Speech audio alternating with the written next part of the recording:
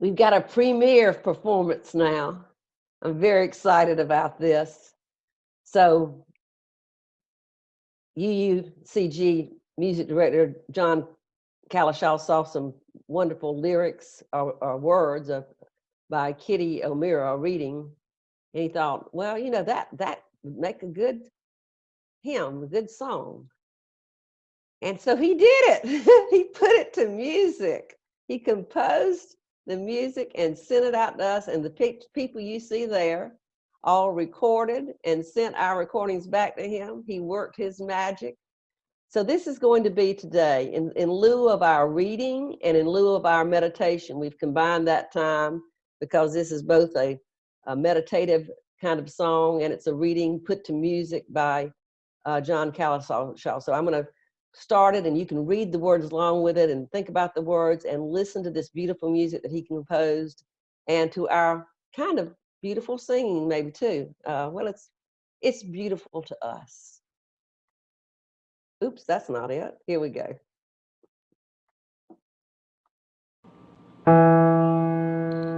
In the time of pandemic.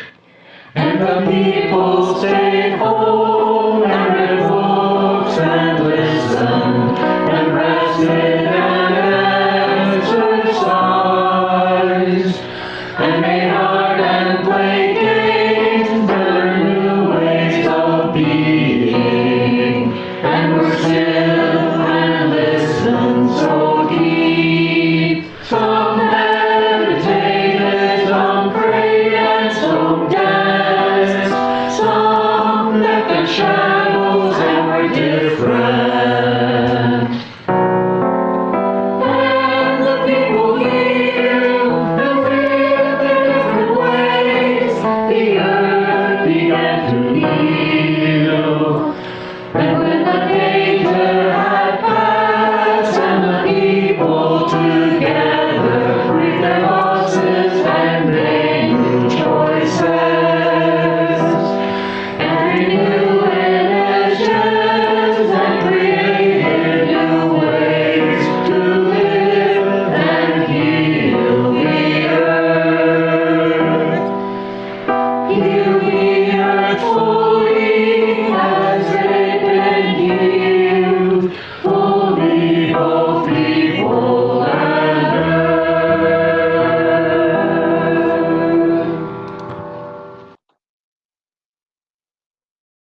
Thank you, John Kalashaw, for that wonderful piece and choir members for singing. You can thank John on the chat later for that and the choir too. This is the very last one. We've been looking at the 7 principles, our Unitarian Universalist principles, and how we are living our principles during this time of great crisis. So we have moved through these, and today we are on number 7, which is respect for the interdependent web of all existence, of which we are a part. So we'll unpack this as we have some of the others a little bit and look at some of these words in this principle. Here's the first word we'll have. That very first word is respect. Respect. I've got a couple of definitions to look at here. One is respect. It's a feeling of deep admiration for someone or something elicited by their abilities, qualities, or achievements. Having that deep admiration for the connections we have, for the interdependence of this web of life. And then that word interdependent. Interdependence is a mutual dependence between things. If you study biology, you'll discover there's a great deal of interdependence between plants and animals. Inter means between, so interdependence is dependence between things. We often use interdependence to describe complex systems like our Earth.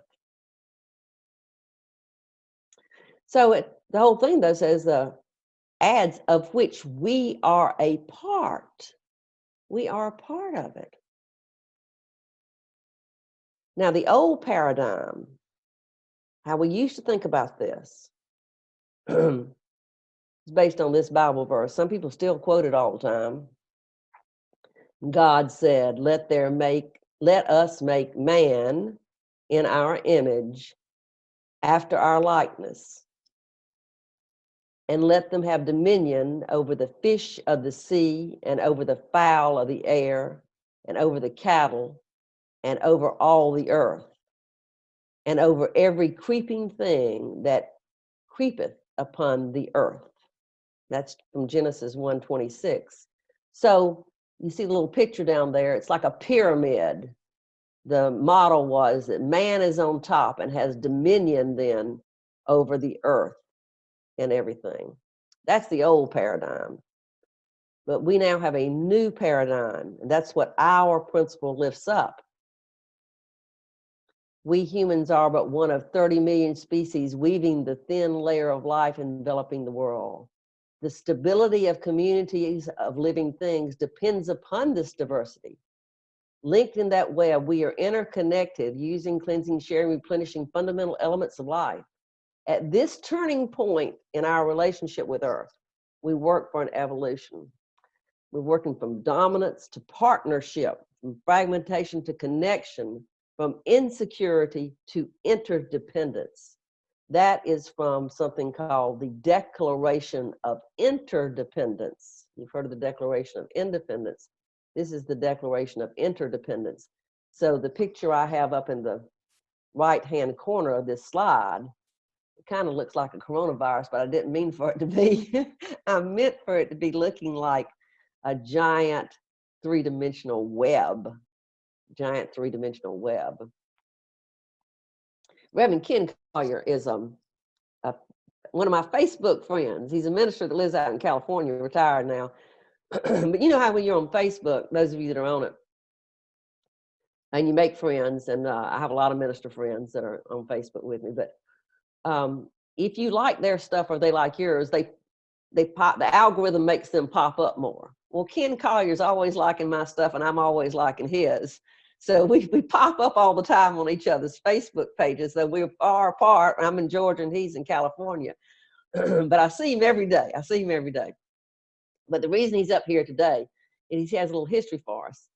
And I hope I can see it with those pictures up on my screen. I might have to move this to do it. And move this to do it.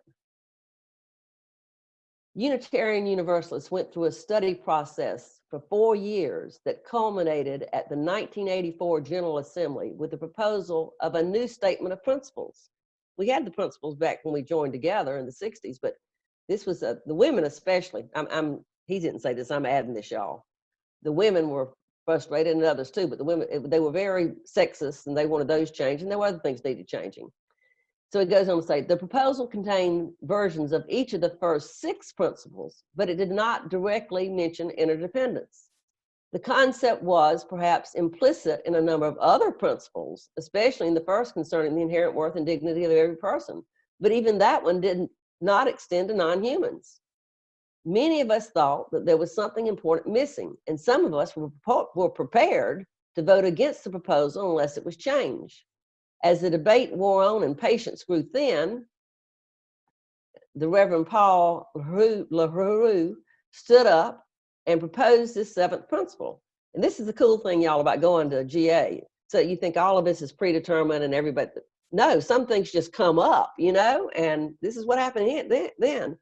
He came up and said, I have a proposal, read it out. Some word crafting ensued, but because almost everyone agreed with it in substance, it passed with few, if any, dissenting votes. A funny thing has happened since then. We appeal to these principles for all sorts of things, from supporting social action projects to theological projects and beyond. But of all of the 7, it is this last principle that is appealed to by far the most often. This is the one that is appealed to by far the most often. Let me get my. So that's a little history from the Unitarian Universalist Association.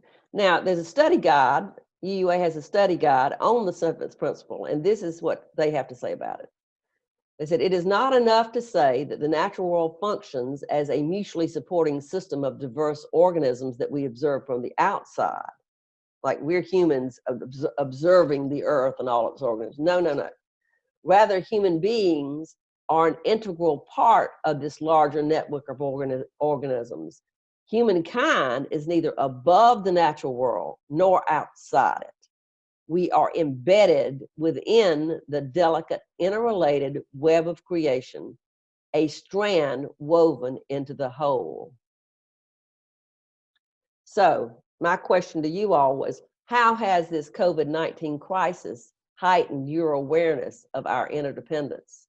And I sent out an email and asked if some folks would actually reply and answer. And Abby Thompson did. You see her there playing her violin out in nature.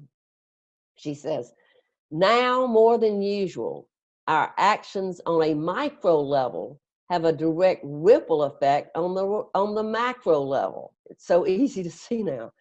Our safe distancing can prevent that number on the screen from going up.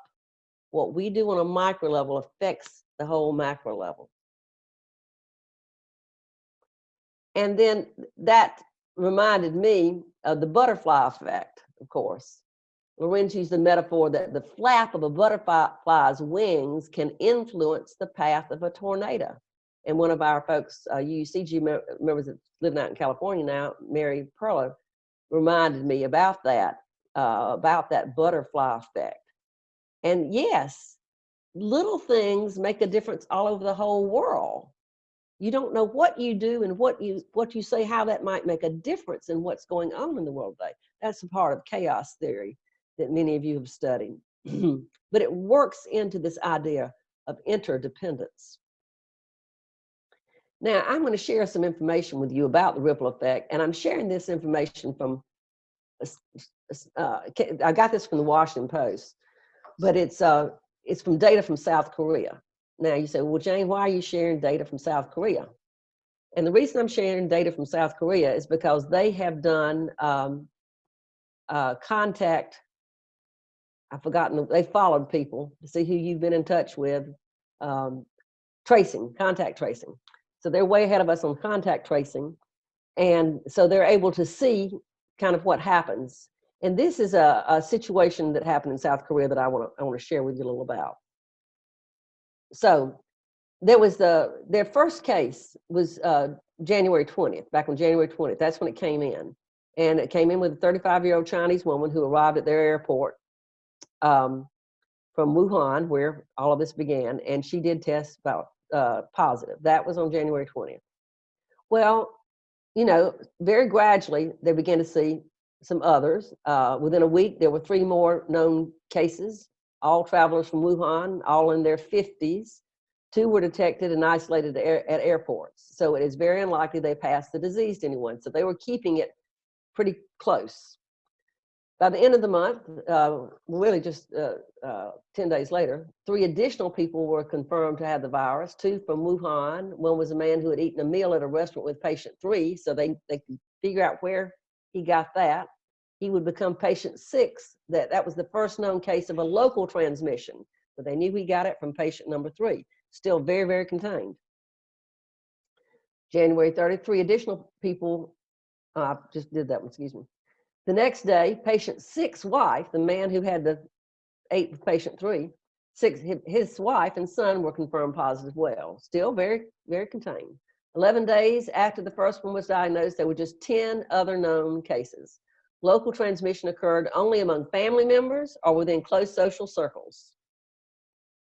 The first case of transmission between strangers was documented when an airline passenger tested positive after sitting near an infected person on a flight, just sitting near somebody. So then, February 16th, nearly all local transmissions were still among families and friends. So there were 30 known cases. They knew who they were. They were all mostly families and friends that were all connected with each other. Now then, look what happened here. This is February 18th. Patient 31, y'all remember that, a 61-year-old woman became the first congregant at and I'm just going to say Shin because I know I'll mess up the rest of it. Shin Church of Jesus in Daegu to test positive. It was unclear where she contacted the virus. Now, I read another place that she continued attending church activities. She loved her church, like we all do, okay. She attending church activities even after she had a fever and felt sick. She kept on going to her church activities. Church was important to her, patient number 31. Within 2 days after patient 31 tested positive, 15 more people connected to the church were confirmed to have the virus as well. A month later, thousands of people with connections to the church would test positive for the virus. While the virus ravaged the church, more than 100 new cases have been confirmed in the surrounding area. The disease appeared in hospitals, housing for the elderly, and other churches. Most of these additional clusters were near her church, so it's all coming from this. A little over a month later, the cluster around her church accounted for 5,080 confirmed cases of COVID-19, more than half of South Korea's total, from this woman going to church. Now here's a graph that shows all of Korea's cases, and then it shows the ones that came from her going to church. Okay, y'all? They talk about let's get back to church. I want y'all to see that, okay? All right. We're not coming right back. Don't be like patient number 31. That's the lesson. Don't be like patient number 31. Okay. Here's some more good input from Abby Thompson. She says social distancing has also provided an opportunity to commune with nature. A deep personal connection that also brings forth a common source of support for people. This is a picture that Sherry Barr took and shared with us. A group went out to see some people doing some farming in a nearby community, growing some mushrooms, and some other people doing some other farming. And of course, they were very careful to wear their masks and socially distance while they were watching that. But people who have been out communing with nature, growing stuff, doing things we probably should be doing all along. It's reconnected us. So that's a good thing related to this, what's happened with us. And here are the Stevensons, Beth and John. They had some input as well. I appreciated this because Beth took some time, maybe with some input from John, to give some really good input about what this has meant for them. And as you read theirs, you're probably going to say, that's happened with me too. So here's what they have shared with us.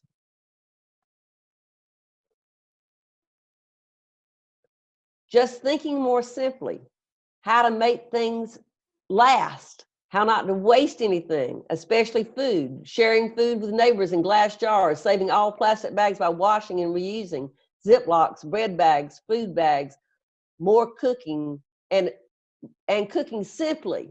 So this has made us simplify, which we've been preaching for a long time, but we're having to do some of that now, right? Growing herbs, bartering with neighbors. She says, we eat veggies and greens, and we share our fresh caught shrimp and venison from our freezer. That's pretty good to me. Bartering with your neighbors. So you can have some of mine, I'll have some of yours. She said, the interconnected web always meant people to me, not just the world, making time to connect with family more often. Have you all been calling people more often? Daily calls with my parents, weekly calls with my sisters and sons and wives, daily calls with our granddaughter, a call each day with at least one of my friends who are sheltering in place by themselves. So we are reconnecting with some folks. More people supporting the ill and elderly in our neighborhood. John is shopping for a couple and has made meals for them. So all those good things. And this is from the UUA 7th Principle Study Guide for Tapestry of Faith. I'm going to share this with you all, and I've got a little bit of drum and music to go along with it. But this is what UUA says about this that I want us to think about a little bit. So, and I'll read this along with it, so a little bit of this drumming in the background to connect us with the earth. To understand ourselves as part of this immense web, connected to a vast web of others, we have to know and understand the place where we are. In a world of dislocations and environmental disasters, one of the most saving things we can do is love the place where we are. Our location, the particular place where we are, contains and reflects the whole. We are called to unlearn the binary oppositions of self, other, subject, object, them, us. Instead, we must live our connectedness to the interrelated, interdependent networks that are the web of life on this planet. We love here. We act here locally. We think globally. Love where you are. Live where you are. We can only adequately love and belong to the earth if we can love and belong to our neighborhood. We can only live wisely in our chosen place when we recognize its connections to the rest of the world. We care for the earth because we are part of it. The earth is our home. We care for those around us because we and they are all part of the same interdependent community. There's a big part about is coming back to the local, coming back to where you are, getting grounded where you are. And I want us to think about that a little bit now for just a minute. Here in Southeast Georgia and what's going on here. What you can do where you are here in Southeast Georgia. As you all know, we've had a great tragedy in Brunswick with the killing of Ahmaud Arbery. And we've been trying to do some things to connect with other folks as best we can with this COVID-19 and to work on this problem that we have, this problem in our criminal justice system and elsewhere. One of our members, Dana Roberts, she had gone to school with this artist, Marvin Weeks, back in the day in high school, I guess, and she knew him anyway. He had moved down to Miami and is quite a award-winning artist down there, paints murals. And she asked him about the possibility of coming up here and painting a mural on what's to be the African American Cultural Center on that building on Albany Street. And he said, yes, he would. And he's been up there working on that. Greg and I went by and took a picture of it yesterday and talked to him a little bit. But Dana's the one that's getting the money to pay for the paint and everything. She's got a Cash App. Y'all see the thing there? If you want to send it that, you can write that down. I'll get it to you later. I said, well, you know, Dana, some of our folks don't use stuff like that. How can we, if people want to write a check, what can they do? So you see there, she's where you can send the checks to. So I'll give you time to write that down. And I'll also put it up on a letter or something. But with any money that's left over from that, they're going to help out with the family and help the situation there. And it will go to good things for our horrible tragedy here. There's some other things you can do.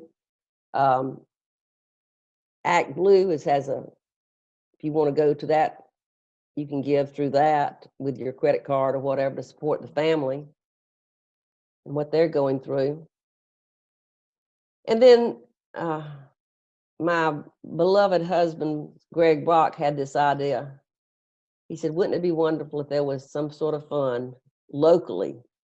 I know we got these other things, these other raising money to do all these things to help in other areas, but locally, that would be managed by the local NAACP, named for Ahmaud Arbery so that his name will live on, and dedicated to youth leadership training opportunities.